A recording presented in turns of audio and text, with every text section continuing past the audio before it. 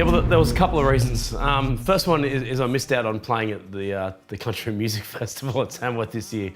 I didn't go up to it. So, yeah, I haven't gotten the country out of my system for the last 12 months.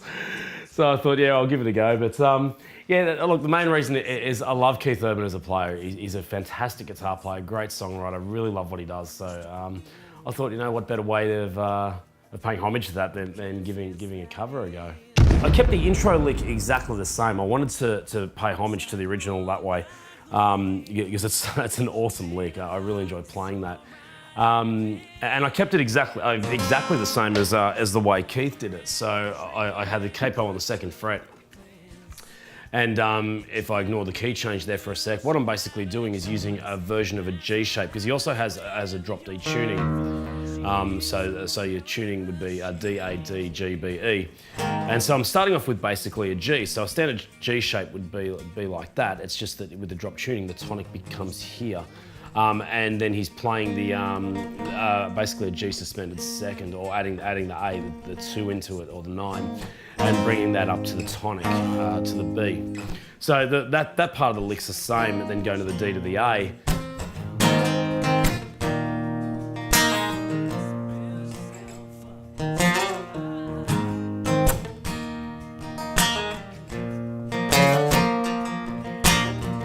For all the other parts, I played it without the capo. I actually used standard tuning, so or standard positioning. So I was playing an A to an E shape to a B.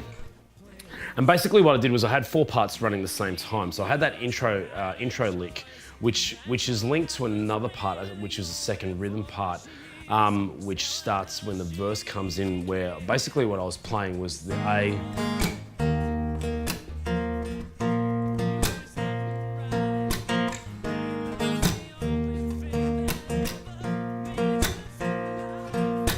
And what I'm basically doing is starting off with that A, and then bringing it down to an A major 7.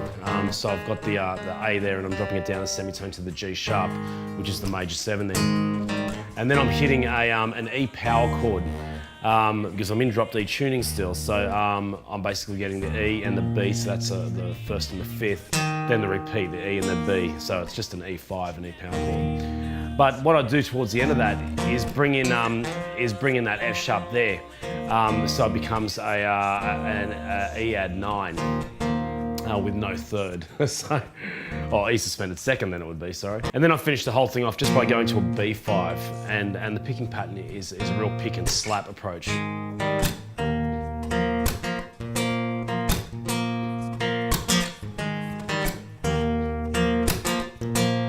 And that basically sits consistent all the way through the song. Even when I hit the choruses and the solos at the end, I've always got that part in there, because what it's doing is it's adding a percussive element to it, while also filling out the body a bit for me to be able to solo and play around with the main part. And speaking of the main part, yeah, that main part is played, the main guitar, rhythm guitar part is played with drop D tuning as well. And that was actually the first part I put down, and so I used that as the reference point for building up the rest of the track. Now, probably the most notable thing I did in that was that riff. That's where that came from, the A to the A major 7, to the E to the B. But what I actually did was I pushed every chord. So in the original, it's very straight, you know. Well, she was precious like a flower. It's very on the beat. She grew wild and wild, but innocent. And what I did was push everything. Well, she was precious like a flower. So everything starts hitting on the offbeat. And I kept that going in the chorus as well. Well, she laid her heart and soul right in your hands. Everything's pushed. Even though she had a choice, and that's what happens when the only voice she hears is telling her she can't. So every time it's pushed except for that A. Whenever I go back to the A at the start of the progression, that's always on the 1. Yeah, and anyway, the rest of that main rhythm part then, basically what I did was I played around with fillers in between each progression. And I also played with this with a pick, because I had the other part then filling it out that way. So this one I strums. First time in the intro, I just left it sustain. Second one.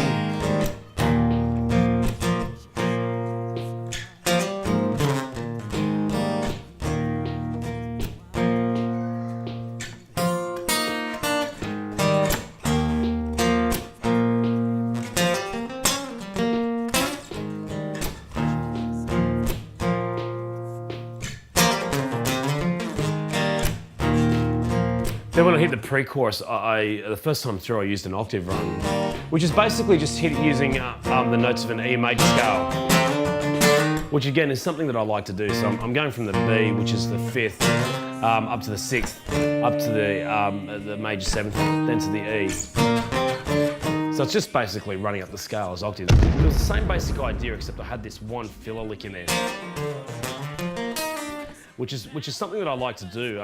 It's like my standard type of lick that I'd use over a B, where I'm basically taking that the 5th and I'm hammering on up to the 6th, then down to the 5th with the harmony line on the octave the whole time, and then sliding down from the major 3rd to the 2nd, and then back to the tonic, then back up to the 3rd, and then up from the 3rd to the 5th, and then to the tonic again.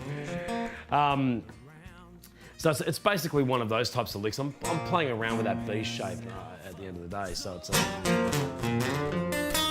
and I'm basically just coming up into the suspended at the end of it. So that was the only real tricky thing I did in the chorus. Apart from that, it's pretty straight. It was straight E majors, but I thought of it a lot from the pentatonic perspective. Probably the only real noticeable thing was in that first acoustic solo that sticks out for me anyway, is that I started off with one of those types of runs. Now this is a pentatonic lick I got from I saw in a masterclass video from Paul Gilbert years ago. But it's basically using a pentatonic scale where I'm starting on the tonic, so I'm using a C sharp minor here, and I'm using a triplet. So it's a 1 triplet, 2 triplet, 1 triplet, 2 triplet, and I'm basically repeating the pattern on the next string. So I do that twice. And I'm double timing that as well, so it becomes a 6. So the pulse is 1, 2, 3, 4, 5, 6, 1, 2, 3, 4, 5, 6, 1, 2, 3, 4, 5, 6.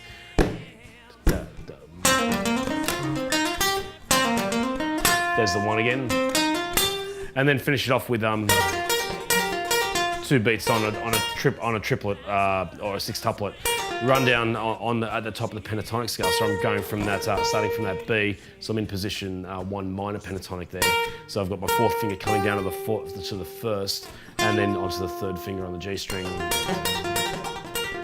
and then just sliding up. It's actually a very standard blues type of progression.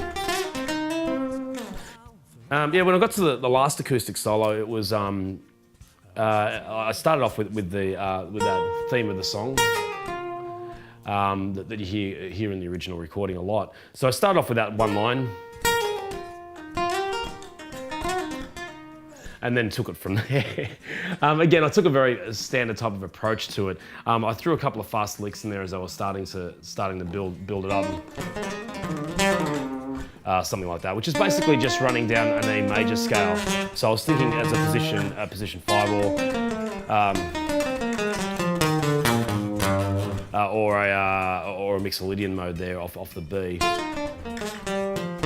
and then sliding down into the next position down the fret, and then ending up finishing up in a pentatonic,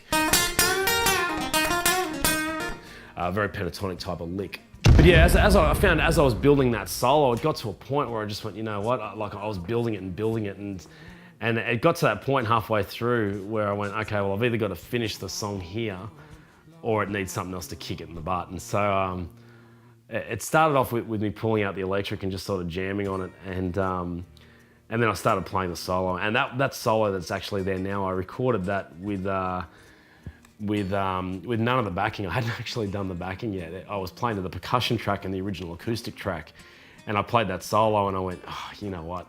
Well, that's what it needs. So then I actually built it in reverse. I started with the solo, and then added the rhythm guitar parts, and then the drums, and then the bass.